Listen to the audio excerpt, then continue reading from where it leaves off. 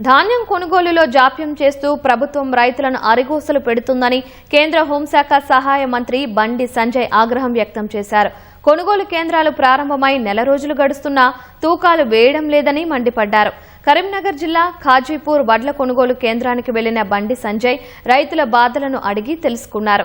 90 లక్షల మెట్రిక్ టన్నుల వడ్లు వస్తే ఇప్పటి వరకు 15 లక్షల మెట్రిక్ టన్నులే కొన్నారని తెలిపారు.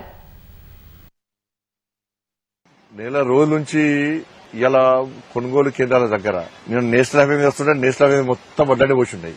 కొనుగోలు కేంద్రాల దగ్గర మొత్తం వడ్లన్నీ పోతున్నాయి. కనీసం రైతులకు ఒక షెల్టర్ లేదు, నీడ లేదు, తాగడానికి నీళ్లు లేవు.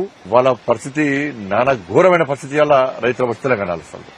సాయంత్రం మబ్బొస్తుంది అంటే కుటుంబం చిన్న పెద్ద తేడా లేకుండా అందరూ వచ్చి ఇలా పడిగాపులు కాపే పరిస్థితి. కనీసం రాష్ట్ర ప్రభుత్వంకి కనీసం మానవత్వం లేని ప్రభుత్వం ఇది.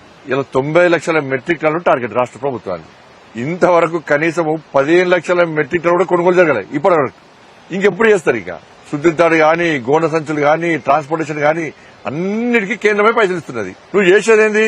కొనుగోలు చేయడానికి నీకు ఇబ్బంది చేసినా అర్థం కాదు. ఇప్పటికి రాష్ట్ర ప్రభుత్వం వెంటనే రైతులను యుద్ధ ప్రాతిపదికన ఆదుకోవాల్సిన అవసరం ఉంది. మీతో కాదంటే మీకు చెల్లుతండి.